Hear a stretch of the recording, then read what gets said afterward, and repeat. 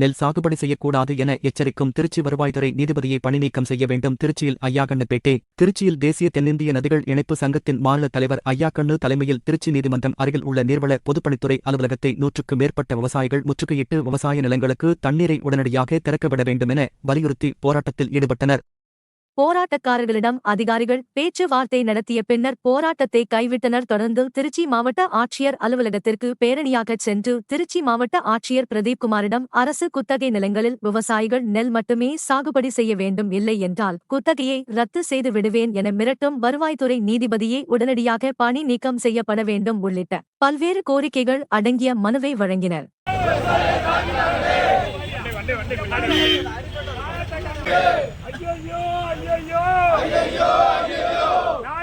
விவசாயிகளே தாக்கலாமா தாக்கலாமா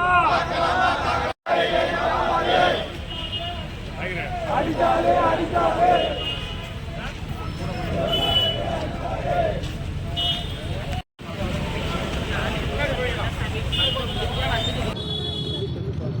அமித்ஷா ஐயாவும் மோடி ஐயாவும் காவிரி தண்ணி பிரச்சனையை கூட நாங்கள் சால்வ் பண்ணிடலாம், முடியல.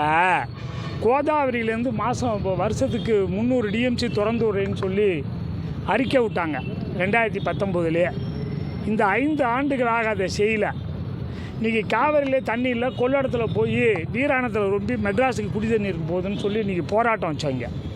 இப்போ பார்த்தீங்கன்னா உடனே இப்போ தண்ணியை திருப்பி விட்டேங்கிறாரு. விவசாயிகள் கேட்டால்தான் தருவதாக சொல்லுகிறார்கள். எங்களுக்கு லாபகரமான விலை வேணும்னு சொன்னால் தரமாட்டேங்கிறாங்க. மோடி ஐயா சொன்னார் 18 ரூபா விற்ற நெல்லுக்கு 54 ரூபா தரேன்னு இப்போ 23 ரூபா கொடுக்குறாரு.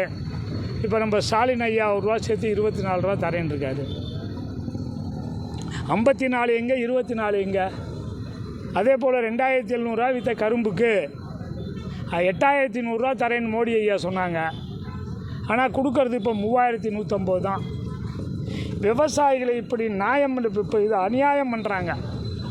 வேளாண் விஞ்ஞானி எல்லாம் எங்களை மாற்றுப்பயிர் செய்யுங்க, நெல்லை மட்டும் போடாதீங்க, கரும்பு வாழையெல்லாம் போடுங்க, அப்போ தான் நிலம் வளமாக இருக்குன்னு சொல்கிறாங்க வேளாண் விஞ்ஞானி.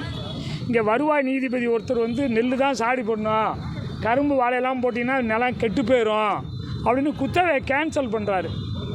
இப்படி ஒன்றுமே தெரியாத ஆட்களெல்லாம் நீதிபதிகளாக போட்டு ஏன் எங்கள் உசுரை எடுக்கிறீங்க?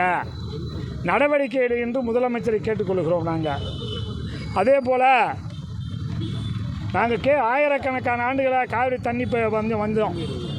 இப்போ அவன் தண்ணி விட மாட்டேங்கிறான். கர்நாடகா தமிழ்நாட்டுக்கு 30 லட்சம் ஏக்கர் நம்ம சாடி பண்ணோம், இப்போ அவங்க 30 லட்சம் ஏக்கர் சாடி பண்ணுறாங்க. நஷ்டேடு உச்சநீதிமன்றம் சொல்கிறதுனால அதை வச்சு 1 லட்சம் கோடி நஷ்டேடு வாங்கி கொடுங்க. ஒவ்வொரு விவசாயிக்கும் ஏக்கருக்கு 40,000 ரூபா நஷ்டேடு கொடுக்கணும்னு முதலமைச்சரை கேட்கணும் உச்சநீதிமன்ற வழக்கு போட்டு. அதுவரை இந்த கூட்டுறவு கடன்லாம் வாங்கியிருக்கோம்ல, அதெல்லாம் தள்ளுபடி பண்ணுங்கன்னு கேட்குறோம். அதே போல் இந்த காவிரி நீர் சம்மந்தமாக உச்சநீதிமன்றம் சொல்ல மாதிரி தண்ணி திறந்து இல்லைன்னா கோதாவரியிலேருந்து தண்ணி திறந்து விடுங்க அப்படின்னு அதையும் கேட்க வந்திருக்கோம் இன்றைக்கி. அதே போல் இப்போ எல்லோருக்கும் அள்ளி அள்ளி கொடுக்கின்ற தமிழக முதலமைச்சர் பார்த்திங்கன்னா பையன்களுக்கு கொடுக்குறாரு, பெண்களுக்கு கொடுக்குறாரு. விவசாயிக்கும் 60 வயது இருந்த விவசாயிக்கெல்லாம் மாதம் ஒரு 5000 ரூபா கொடுத்தா ரொம்ப நல்லா இருக்கும். தமிழக முதலமைச்சரை கேட்டு தான் இந்த ஊர்வலம் இப்போ போகிறோம் கலெக்டர் ஆஃபீஸுக்கு. கலெக்டர்கிட்ட கொண்டு மனு கொடுக்குறோம். எங்களுடைய கோரிக்கையெல்லாம் முதலமைச்சருக்கு அனுப்ப சொல்கிறோம். நிறைவேறினால் எங்களுடைய போராட்டத்தோடு சரி, இல்லைன்னா எல்லாம் போய் மெட்ராஸில் உட்காந்துக்க போகிறோம். அதுதான் ஒரே வழி எங்களுக்கு. நெல் சாகுபடி செய்யக்கூடாது